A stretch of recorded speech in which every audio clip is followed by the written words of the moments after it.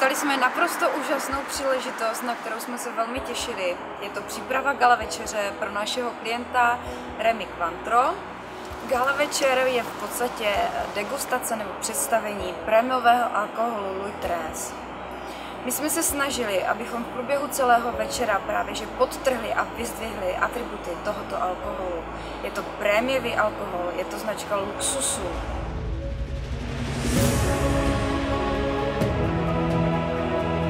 Zaměřovali jsme se na detaily, jako například měli jsme nápadité pozvánky s krajkou, která potrhala tajemnost.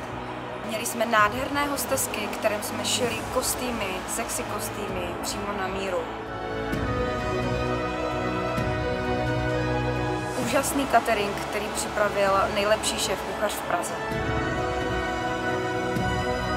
Za náš tým můžu říct, že akce se opravdu podařila a teď se můžeme zeptat naší klientky, co si o tom myslí.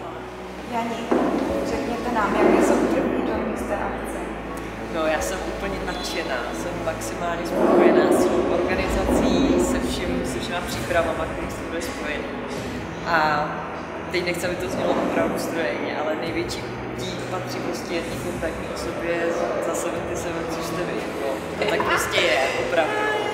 A jako mě jste hrozně ulehčila práci ve spoustě věcech a hlavně v tom, že jsem se nemusela jako časově zabývat všema organizačníma věcma.